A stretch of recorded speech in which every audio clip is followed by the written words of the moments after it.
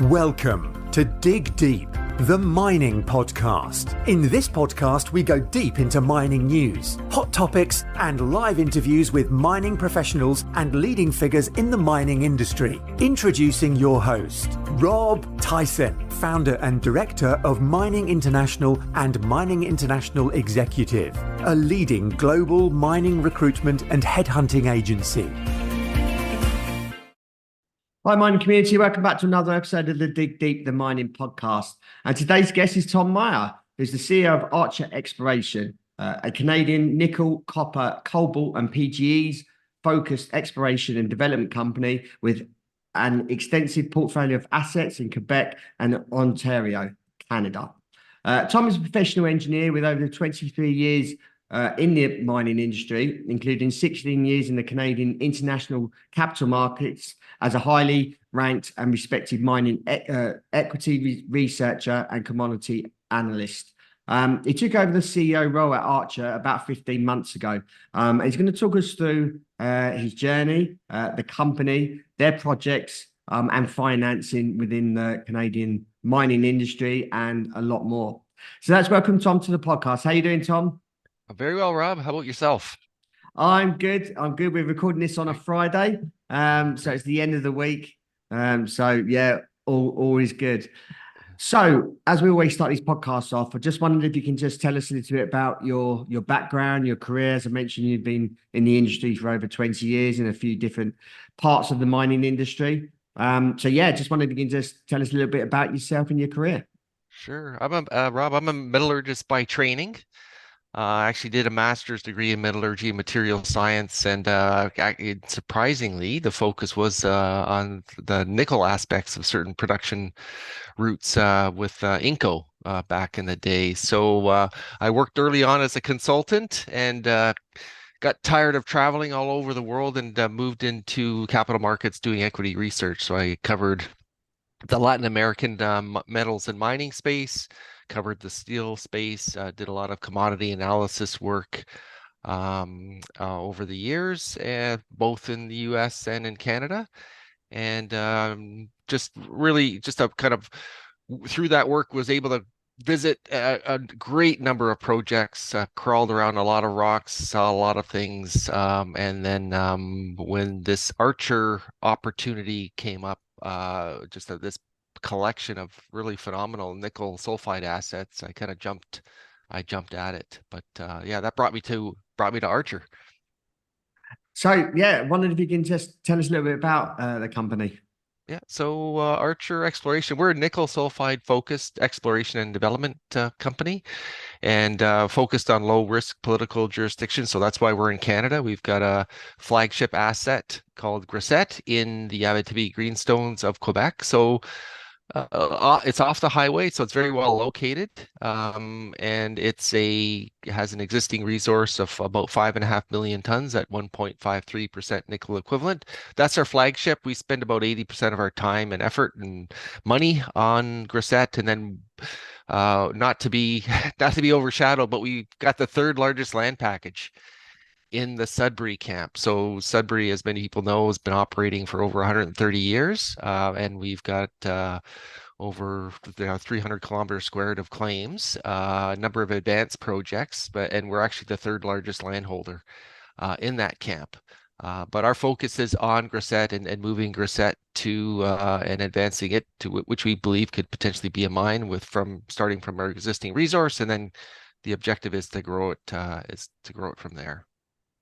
Yeah, so I just wondering if you can give us a brief overview of Grasset, the Grasset Project. Yeah. So as I mentioned, it's 5.5 million tons of 1.53% nickel equivalent. And so this is a pretty interesting in our minds, and I think a lot of our shareholders' minds, an exciting discovery from 2012. So this is not a project that all of a sudden, nickel is tending towards, $10, $15 a pound. Ultimately, I know it's a lot lower at the present moment, just given, the market dynamics with some of the supply coming off through Indonesia and some of the laterite production. But this is a deposit that was accidentally discovered in 2012, and it's got the grade working in its favor. and we've only really just scratched the surface. So we've got about 23 kilometers of favorable ultramafic trends. The Grasset deposit, as we're exploring it now, is just one small piece of that, and we have other indications of other similar type of uh, targets along that trend, which will be following up in due course. But right now, our focus is on expanding the existing resource from an arm waving perspective, objective double, triple that resource and bias that grade higher. But it is exciting in the sense that it is not one that is suddenly in the money because the nickel price is up.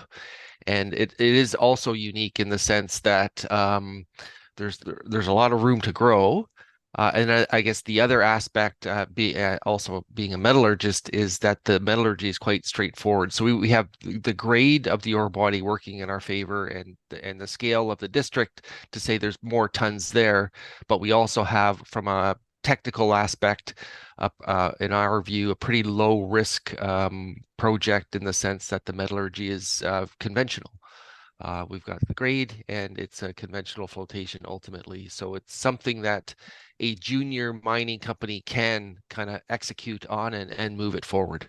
Obviously, you mentioned unique, and I suppose that not many people may know, but the deposit was actually a discovery by a company looking for gold initially. Correct.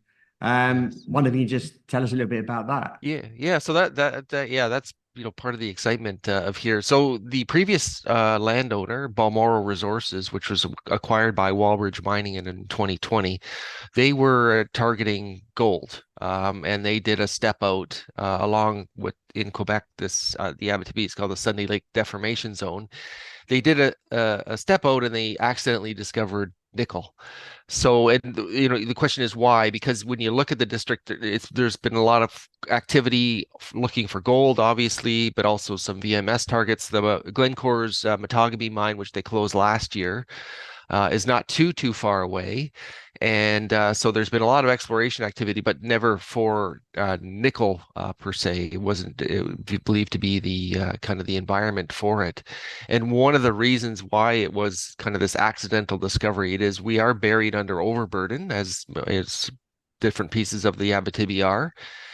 So it is blind. So you can think of a lot of these or many nickel projects that some of your listeners may be familiar with in Western Australia, which they outcrop and they kind of you trip over them and you somewhat easily trace them. And in this case, we're buried in some parts 60 to 90 meters deep of overburden, so it is blind to many exploration techniques that have been used in the past. So with Balmoral's work and kind of by drilling through that overburden and looking for gold, but no, they encountered nickel.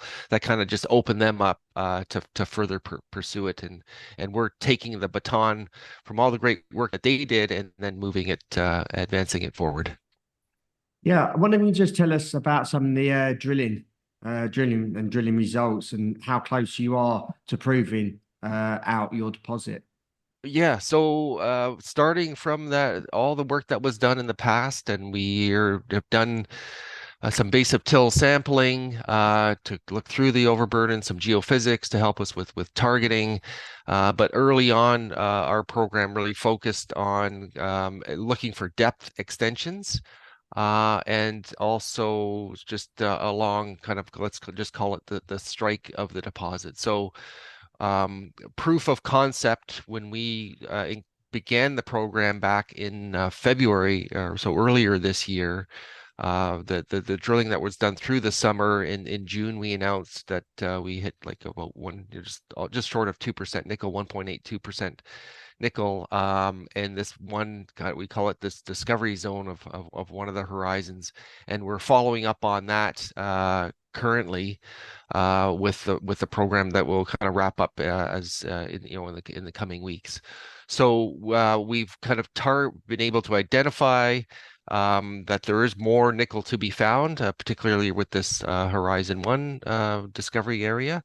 And so the objective with the current work is to grow that nickel content and also bias the grade higher. So we're kind of very excited about what we hit so far. And the plan as we look into next year is to further follow up along this discovery zone with the money that we just recently raised for that drilling. So Yeah. quite exciting. Yeah. I was just about to say a common theme, obviously, amongst many junior miners, especially at the moment, and especially, I suppose, during the course of this year, is the struggling of trying to raise finance for their projects. You obviously just mentioned that you recently raised some finance. Just wondered how that went and how you done that. Yeah, so it went quite well. And I think Rob, so this is, lots of projects, lots of juniors out there looking for money, and we're all chasing the same bucket of cash at the end of the day. And so I guess the struggle is kind of the aligning with where investors' risk sentiment is and where they see the opportunities. And obviously, being nickel, I think that kind of helps to a degree because we've got this critical minerals thematic in the background. But at the same time, when you look at the risk dollars and what's available, what's again unique and special about Archer is that we've got a project with grade and low risk metallurgy in a low risk political jurisdiction. So unlike, let's just say, if you've got a project which may require tens, or in extent maybe hundreds of millions of dollars because it's a volume game where you're just looking for volume of rock because maybe your grade is not working in your favor, or you've got complexity with potential mining or processing. We've got grade where we can hit like 6, and in some cases we get 14% nickel intercepts within these massive sulfide zones. Obviously, we got disseminated as well. But when we have an opportunity where a small company where we can put a few drill holes in and then add significant nickel units because we've got the grade potential working in our favor, that makes it more attractive because the investor then can see, okay, I can give you guys $1 and then you guys can come back and add hopefully $3 or $4 worth of nickel units because you've got grade and one drill hole can really move the needle. That makes it a lot easier. So we went out and we went out for looking for about $1.5 million, and we decided to cut it off at 2 million. It was oversubscribed, which we just closed that at the end of November. So that cash will then tee us up for the program into early next year, which we're going to just kind of replicate and further expand on that. But it is a struggle out there, and I feel for not just investors but the companies that may not have a fantastic project as we do, to actually create and have the investor interest, which is absolutely phenomenal for us. So it sets us up great for success for 2024. Yes, certainly. If we look at sort of I suppose the Canadian junior market, and obviously it's been down for quite for many years. And there's fewer investors than ever sort of willing to invest in mining. And I think you can probably cover most of the world. Has the sector lost its lackluster and its appetite for investing in our industry, or are we on the cusp of something bigger happening soon? So I believe we're on the cusp of something bigger happening. And why is that the case? Because we just had a pretty lackluster few years, and we've lost the traction that the space used to have with investors in the past. And I can rant on a number of reasons for that, but I'll just highlight the worst thing in my view that's happened to the space is we have these ETFs, where people can take views on a commodity cycle through these so-called liquid baskets of whether it's base metal companies or gold companies.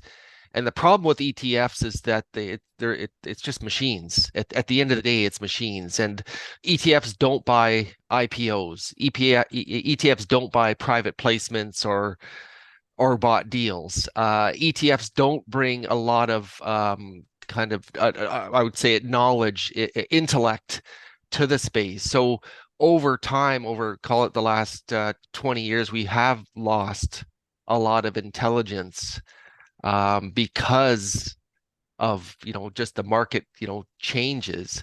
but at the same time being lackluster, just that lack of risk dollar and just the limited opportunities that have been kind of played out to where everyone's made a lot of money and you've got a lot of interest on the margin. Some spaces have done better than others of late, like whether you look at uranium or in some cases certain lithium companies that had tremendous success. But let's understand that uranium somewhat unique in the energy metal space, and then lithium, at least from the Canadian context, really not well understood. And I think the Australians have set the marginal price of the lithium companies, whether it's exploration or producers, because they got that depth of understanding. And so we've lost that, and there's pockets of knowledge, but I think we're on the cusp of bringing that back in, because we look at the technology sector, and things are always progressing. There's always a learning curve, and here we're in a spot right now where that technology is advancing through the decarbonization plans, and that brings us back to, oh, this looks interesting, and so where do these metals come from to make all this stuff happen, and what is behind it, like what is the source, and I think that will bring people back, investors back to the space, and just understand that this is high tech, early stage high tech at the end of the day. And then with the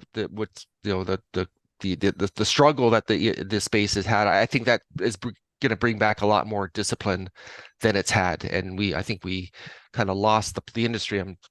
If I can be critical for a bit, just lost the plot, post, the run up in the early 2000s, and then just the overcapacity build and the excess supply, which kind of brought returns back down to kind of the longer term averages, and now below that. We've destroyed a lot of capital, and I think we're teed up for that next leg where money comes in, and we do, ideally, I'm optimistic that the industry can be as disciplined as it needs to be to kind of keep shareholders engaged. Obviously, the demand for critical minerals is intense, with obviously everywhere around the world, with every government recognizing obviously the importance of securing its own supply. If we look at obviously the Canadian market, which you're in, what is how would you say what is the disconnect between the demand for the products and the willingness to invest? I believe it's just the overall lack of understanding of what is happening beneath us or with us at this time. I did some work a number of years ago for a company, just looking at the various climate scenarios of what it would take to get us to certain temperature targets, and what that would mean for metal demand. And it was quite fascinating, because when you take these, whether International Energy Agency or other kind of large bodies, when you take that work and then you back out what is possible in terms of the metal required, the maths, it doesn't add up. There's just not enough metal to get to where we need to get to. And I think that is not well, it's not well telegraphed for a number of reasons, just because it puts us in a pretty not almost a panic spot. Like if people were to see, okay, well, we don't have enough nickel, copper, lithium, other metals, cobalt, that would create a lot of uncertainty. So the companies can talk to their shareholders and explain that this is the macro trend in the background, and say, okay, I get it. But for the broader public, the broader investor base, I don't think that has been well communicated, because it's somewhat uncomfortable. I think if the average person on the street understood that, you see either look at a Tesla car drive by and say, okay, if I want one of those, where's that metal going to come from? It may be there tomorrow, but it's certainly not going to be there 2 or 3 years from now, because I'm probably not unique in wanting that demand of that metal at the end of the day. Yeah. If we look at sort of financing, what would you say? And again, it can go to any country, but if we speak about the Canadian investment banks. Their support seems to have diminished greatly, or those kinds of organisations, financial institutions, seem to have, I suppose, not been as interested as they probably previously were in the past. What would you say that's mainly down to? I just think we could be selective here because broadly speaking, that's correct. But I still believe there's a number of kind of smaller boutique brokerages that have kept that high level of interest. But I think that the margins have, or the opportunities to make money haven't been there, and not taking a long-term view of that space. And I think with what's happened with the capital markets and the way that the kind of the regulatory environment has changed, and how research has been paid, how trading has been paid, how deals are put together. We've kind of lost the plot to be critical of that, which is rather unfortunate. And again, I believe that will soon enough get fixed. And that's one of the problems that I see some of my peers that are looking to raise money, how to do that, because the brokers or the brokerage firms, the capital markets really aren't there. So finding new ways to engage with investors and find ways to raise that capital. And I think, your podcast is a great example of that new channel of getting people's attention, telling the story and providing that knowledge and background, and then people can then say, oh, this is quite interesting. How do I participate? And I think that groundswell of finding new ways to engage with companies and this capital raising is just going to bring back a resurgence. But we've lost a lot of intelligence over the years because of that, and it's rather unfortunate. Yeah. If we move away from finance and I suppose look at government and governance, what would you say? Well, I mean, what could happen with governments, or what do they need to do to help sort of revive? And if we look at the Canadian mining industry, what do you think they need to do to help revive and push forward the mining industry within Canada? Yeah, we're in Canada. We have made certain moves which have been quite beneficial. Like in Canada, we have flow through shares where the tax efficient dollars can be raised. We have critical minerals tax credits where we spend dollars, we get dollars back because it's a critical mineral. We have various moves in a number of provinces where the government is looking at revising the mining code to kind of speed things along. And I'll just be careful in saying that, speed things along conceptually right in the right direction. It's still maintaining all the high standards that we have in Canada. But at the same time, there are some barriers to making this all flow perfectly, because you could say, okay, we would like to provide companies some visibility on timelines as it relates, let's just say, to permitting. So those are well-intentioned and make a lot of sense. But then when you look at what it requires to achieve those things and the bureaucracy behind that, I think we're still digesting some of the complexity. For example, when you're looking at First Nations consultations, it's one thing to say, okay, here's a great way to speed things along for the company and still respect all the agreements that we have. Yet, if the First Nations are then now forced, because there's more companies active in the space, they've got to have an understanding, and you can't speed that along. So it's balancing that respectful kind of process with the bureaucracy is one of the key challenges right now, because we all want to move things forward, but we're still kind of somewhat limited on pace. But the ideas do make sense. It just may take a little bit more time to implement and find the new way to kind of hasten slowly, move fast, but still at the right pace where everything can be done right. As you're a nickel explorer, and obviously it's a critical element to the green transition. Why do you think the prices have been and are down this year? And how do you see the price changing, and what are the dynamics behind that? Yeah, so specifically, like looking at nickel, we do have a supply growth, like the supply disruption that's coming out of like Indonesia and with the Chinese investment, and whether it's Indonesia or the Philippines, and a lot of the change of technology to take advantage of kind of lower grade nickel deposits, whether they're laterites, and using the technology to kind of unlock nickel units from the traditional nickel sulfides that in the past that many people are familiar with. But that change in technology, opening up new areas of nickel exploitation, we're kind of seeing that this somewhat of a flood of nickel supply coming on the market in the short term.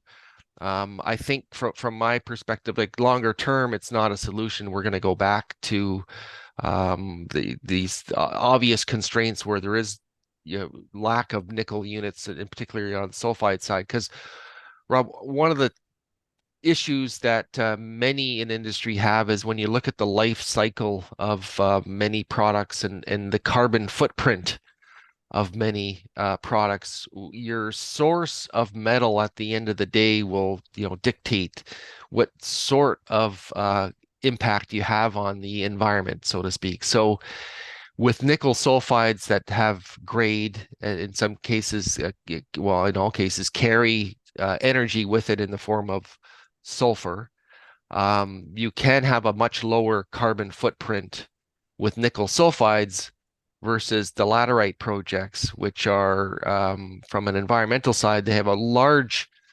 visible footprint because they're digging up swaths of lateritic areas, which visibly there's a large footprint, but also the energy intensity, which is typically carbon based to generate that nickel unit, that is somewhat problematic longer term. So I think as we evolve here, and we look at what we're doing to solve a carbon problem, we get back to these high-grade nickel sulfides with much lower carbon footprints, not just from the environmental side, because a high-grade open pit or a high-grade underground has a much smaller carbon footprint than, say, a big lateritic deposit. I think when those constraints become visible, it's going to be a step change.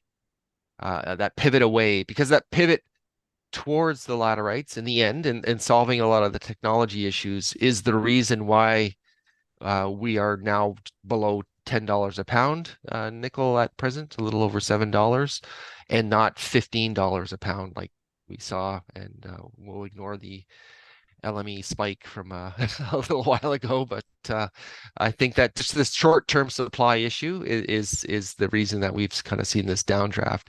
And then in the commodity complex itself, we've seen this kind of malaise just with the interest rate environment, and just some questions on global growth.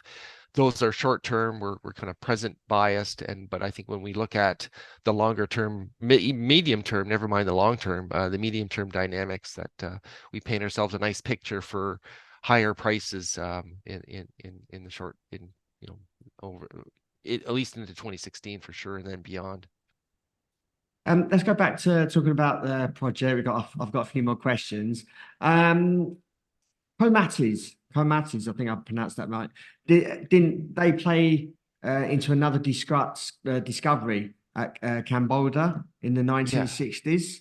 Yeah. Just wonder if you can just tell us a little bit about that. Yeah, so you're referring to komatiite flows, That's it. which Yeah. were Western Australia, kind of 1960s, and again a very interesting time for exploration. And we go, this industry grows through these cycles where you get these ideas that come up, new models that are generated, and komatiites in the 1960s were kind of one of them to kind of spur a lot of nickel exploration. And with that, as the models evolved, other deposits were discovered. And in our case at Grasset, we've identified for the first time earlier this year that we believe that we do have a komatiite hosted nickel deposit. So these are quite interesting because you can think of them conceptually as you've got low grade nickel that comes up in the form of lava, and then you have, in our case, one of the key requirements is sulfur in the country rock. So that nickel combines with that sulfur, and you have this formation of nickel sulfides, which are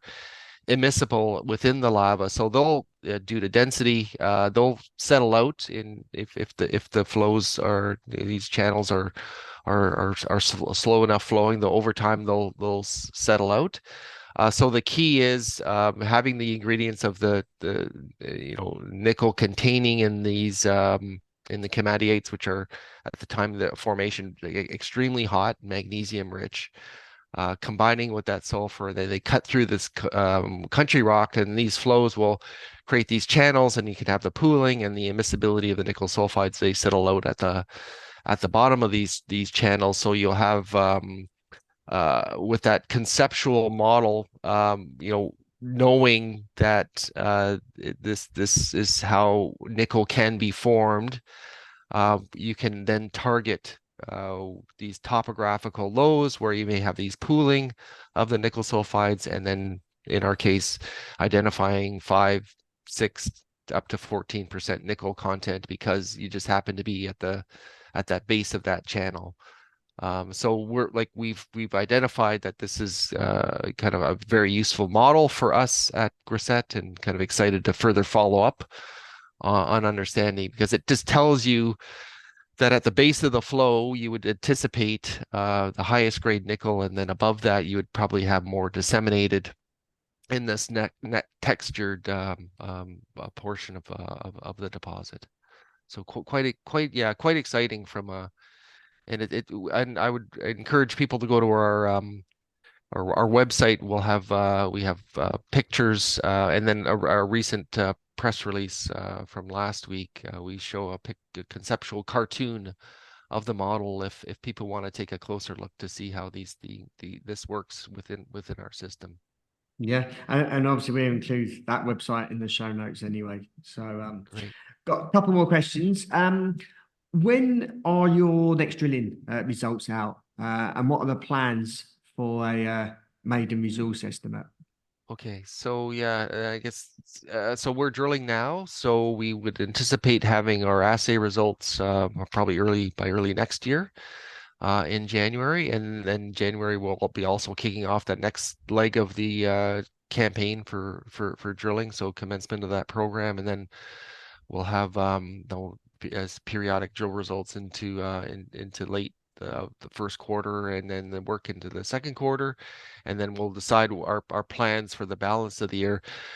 So with our existing resource that we have, the 5.5 million tons, we're contemplating doing a revision of that, because the nickel price used in that calculation for that 5.5 million tons at 1.53 is at $6.75 per pound nickel.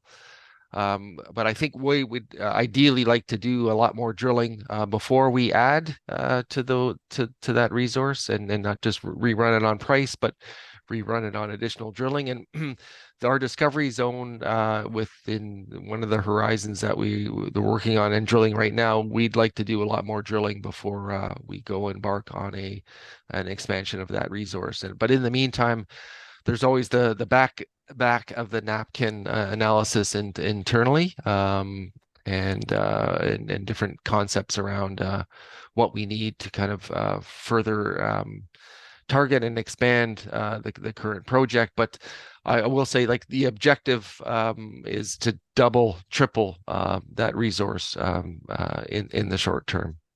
So lastly, and concluding, what's the outlook for Archer over sort of next 6 to 12 months?